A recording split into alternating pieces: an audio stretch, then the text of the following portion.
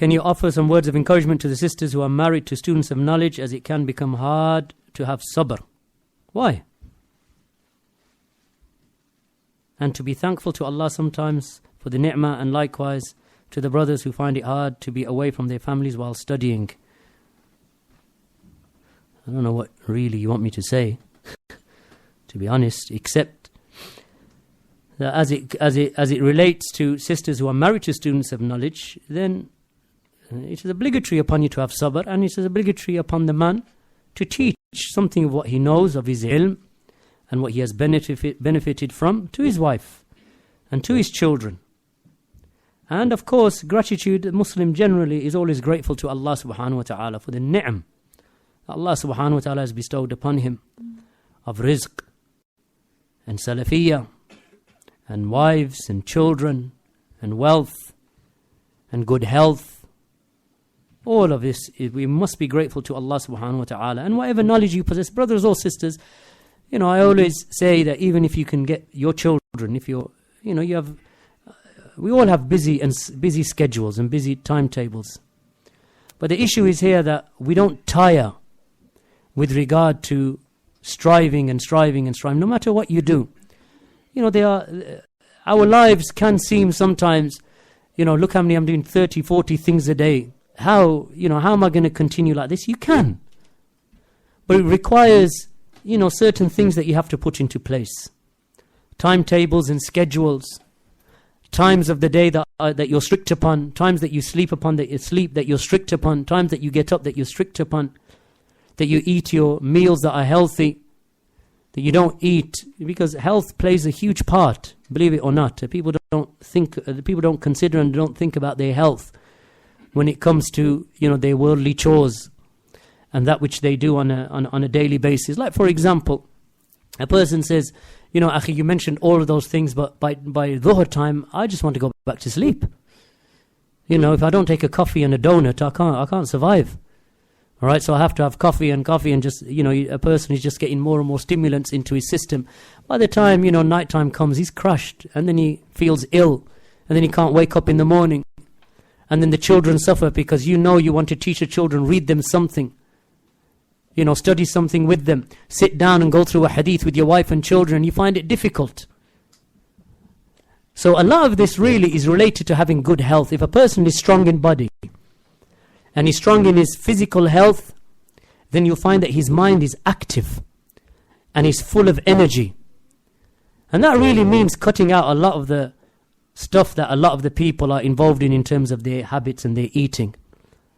So, processed foods, fried foods, high starch foods. A person puts 3 or 4 teaspoons of sugar in his tea, and then he wonders why he's feeling drowsy half an hour later. All right. When he's feeling drowsy, he takes a coffee and then he puts another 3 teaspoons of sugar in there. Then he takes a Coca-Cola with 15 teaspoons of sugar in it.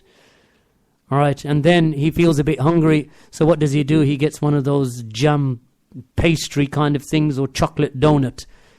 All right, and then he wonders why he feels so lethargic and why he can't sit with his children and sit with his wife and go through a book for 20 minutes, half an hour a day. Because that is, to be honest with you, something, even half an hour a day with your children. You just say, right, all of the children, we gather together with the wife and let's just memorize a dua. With its translation, hadith, with its translation, or go through the seerah of Allah's Messenger, half an hour a day. 90% of the people don't do it. With their own children, they won't do it. Why? But you make sure that they're up for school in the morning because you don't want to get into trouble with the law. Right? Mushkila. And as I say, a lot of this, if you were to change your habits, right? Because, simple things. Wallahi, simple things. You cut out the garbage. You cut out the junk food. You throw away your deep fat fryer. You stop using vegetable oils. All right. You stop using artificial processed food. You start juicing and drinking green juice. Buy a juicer. Buy some cabbage. Or buy some broccoli and spinach and carrots and apples and juice them. Juice 2 kilos of it and it will come into a bottle that big. Drink that bottle, you just had 2 kilos of all of the goodness of the fruit and veg. Alright? Try that for 3 weeks and tell me you don't have energy. Tell me you don't have energy, even if you do that once a day, and tell me you don't have energy. Why? Because these are from the asbab that Allah subhanahu wa ta'ala has given. Ibn Qayyim mentions it, Imam al-Dhahabi mentions it, Imam al-Tabari mentions it, Ibn Taymiyyah mentions it. Right? Because a person says, well, it doesn't matter, when I get ill, I'll go to the doctor and he'll tell me about my health. No. You see, the doctors don't deal with health. They deal with crisis. Because you only go to them when you're in crisis. You don't go to them when you're healthy and say, can you help me with... You say, you're wasting my time. If there's something wrong with you, no, get out. Because they only want to deal, and then they give you a pill, you go home, you feel better because, the pill has taken away the pain, but the underlying illness remains. That lethargy remains. That borderline diabetes remains. That lack of energy to spend with your wives and your children remains. And a huge amount of it, in terms of your physical, strength and ability and vitality and energy, is connected to your diet. Right? Give up fried food. Give up rice. I know that's a horrible thing to say to some of you. Give up rice. Unless it's brown rice. I don't mean make it brown. I mean buy whole brown rice. Alright?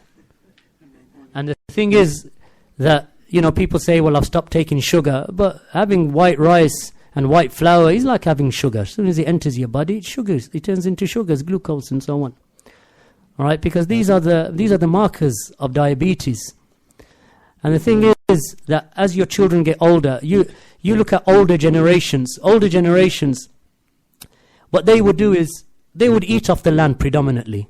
We're talking about 3-4 generations ago. And when you go back to look at your forefathers from the countries that they come from, they eat off the land, they eat natural, but they're burning huge amounts of energy in a day to get to that food. Daily basis. So, eventually they live their lives, they reach their 70s and 80s, no illness. One day, because of their old age, when they're about 90 or close to 100, they go to sleep at night and they don't wake up. But before that, actually, there's no diabetes, no heart disease, no cancers, nothing.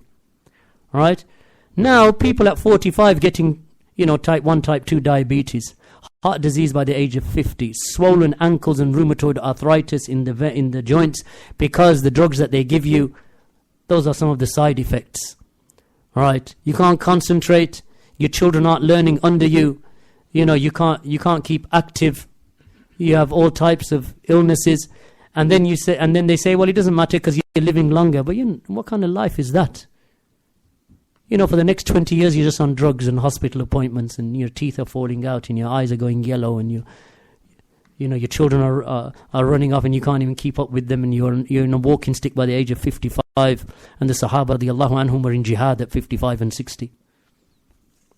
So really, to be honest with you, my brothers, there is an important position in terms of health and vitality and mental energy that we as Salafis need to give focus to, because to sit in durus, to get through the lives that we have to live, requires that you pay focus and pay attention to your health, to your obesity. Obesity is epidemic. Childhood obesity is an epidemic. Childhood diabetes is an epidemic in the Western world. They say that this is the first generation where the children would live a shorter life than their parents. That's never really happened before. Because as generations have gone by, the next generation lives longer because healthcare and environments that you're living in and nice houses and so on. But now, because we're living in the Coca-Cola, McDonald's, Burger King generation, can't go past one until I grab one. Alright? Any wedding that you go to, it is 7-Up, Coca-Cola, and Allahu A'lam what other fizzy pop is there. Alright? And this is just, you're just feeding sugars into your bodies. Alright? Then when something hits you, you say, it's okay, the doctor will resolve it. And all of us know people who go to the doctor and they tell the doctor, there's a lump or there's some pain, and he looks at it and he says it's a cancer. So they diagnose it as cancer. Then you follow their scheme, and then eventually your body just weakens, your weight drops, and then eventually that person dies, because cancer is a Western epidemic, which is, of course, exported to the rest of the world through processed food and drugs and pollution and so on. But this is something that the scholars have spoken about in detail. You think that this is something that is new, and did the Salaf speak about it? They spoke about it in detail. Ibn al-Qayyim, At-Tabari, Imam al-Dhahabi, they spoke about it. Imam Sa'di, rahimahullah, spoke about it in detail, about the importance of maintaining health. That you do, like Ibn al-Qayyim gives guidelines. Don't eat another meal up until the first meal is digested. How many people do that? They eat a meal, their belly's still full, but they'll take another one. Right? They'll walk past the shop and they'll say, I've just had a meal, but I think I'll get a can of Coke and some crisps or a Mars bar. It's not needed, but you'll take it. Right? And you've just pumped into your body something like 25 teaspoons or 30 teaspoons of sugar by a Mars bar and a fizzy pop. Right? And then you wonder where the illnesses are coming from, where the cancers are coming from. Because we don't take the asbab, we don't take the means that Allah has given us, rather we take the means that causes harm. Right? And then we believe that these treatments that the doctors, they give us, that they are treatments. But doctors are in essence drug pushers, right? Because in essence, they're not taught nutrition, they're taught drug therapy. That's what doctors are taught. That's why you'll never go to a doctor with cancer and he'll tell you, don't worry, just take high dose vitamin C, juice your, take green juice, and, take some Zamzam water. A doctor will never say that. If he does that, they'll strike him off. He's no longer a doctor in the UK. So what I'm saying is to the brothers that, the dawah and the way that you become active and that you can cope with all of these things in your life is by taking the means. And from those means, of course, is maintaining good health. Ibn Taymiyyah rahimahullah ta'ala said that anyone who says that the cure is only in one thing, that if an illness arises, that the cure is only in one direction. He says he is the most ajhalun nas, the most ignorant of people. And he should not be given the title of physician, of tabib. Shouldn't be given that title. But that's what you find now. You got illness, okay, there's one route, chemotherapy, radiotherapy, this is the cancer treatment. Right? We'll cut it, we'll burn it. So either they'll cut it out, or they'll burn it with radiotherapy, or they'll toxify you. Right? They'll pollute you and toxify your liver and kill you through chemotherapy. Right? And they say, this is the only route. There is no other route. If you don't do this, then you're going to die. Say, anta kadhab. Ruqya cures. Does it not? Tell the doctor that inshallah we'll take some spit, read Surah Fatiha upon the bite of a scorpion, and inshallah it'll cure it. They'll put you in a 4x4 room in a straitjacket. Alright? Because they're not accepting that from you. That's what Ibn Taymiyyah mentions. Because they don't understand that Allah subhanahu wa ta'ala has opened up routes of cure from many different directions. From the Tibb al-Nabawi, from Zamzam, from the Ajwa, from the black seed, from the fresh milk that comes directly from the udders of a cow. For indeed, as the Prophet ﷺ said, that in the milk of the baqar, there is a cure for every illness, because it feeds upon every type of greenery and shrubbery, the cow. Alright? This is the cow, the milk of the cow. Alright? Now, if a person has illness, urine, you tell the doctor, listen, you got cancer, don't worry, I don't need your chemotherapy, I'm going to go to Saudi or go to one of those places, speak to a natural doctor, and inshallah I'll have some urine of a camel. I say, what are you talking about? You're going to have urine of a camel. You got cancer, you're going to drink camel's urine? But Allah subhanahu wa ta'ala has placed cure in things. The Prophet ﷺ mentioned it. But even other than that, experience. Someone came to Shaykh Abdul Aziz bin Baz, rahimahullah, and they said, yes, Shaykh, we have a well in our village in the Jaziratul Arab, in the Arabian Peninsula. And from that well, the people, they bring their children and their sick ones who have skin ailments like eczema and, various types of skin ailments, and they wash them in the water from that well, and their skin, over a few days, the eczema goes. Yeah, Shaykh, some of the people have said to us, don't go there because this is something from the trickery, and this is from the affairs of similar to superstition and so on, from the khurafat and so on. Shaykh Abdul Aziz bin Baz said, La abadan. He said, if Allah subhanahu wa ta'ala has placed a cure in that well to the exclusion of other wells, and experience has shown you that it cures, go there and take from it. Because Allah subhanahu wa ta'ala has opened up ways and pathways. That's why Ibn al-Qayyim in Tibb al-Nabawi, he doesn't just talk about Tibb al-Nabawi. He talks about other types of medicine outside of the prophetic medicine. Medicines where you can combine herbs, you can combine vegetables, you can eat certain types of fruit and greenery. Certain, like Imam Sa'adi mentions, that you may have to leave your environment and go open into the countryside to breathe the fresh air, and that will aid you. He talks about expelling, bodily fluids, either through vomiting or through stools, so that the expulsion of the bad things are removed from the body. So the Muslim, barakallahu feekum, to really comprehend the affair of our lives, because some people try to just package Salafiyah or our da'wah.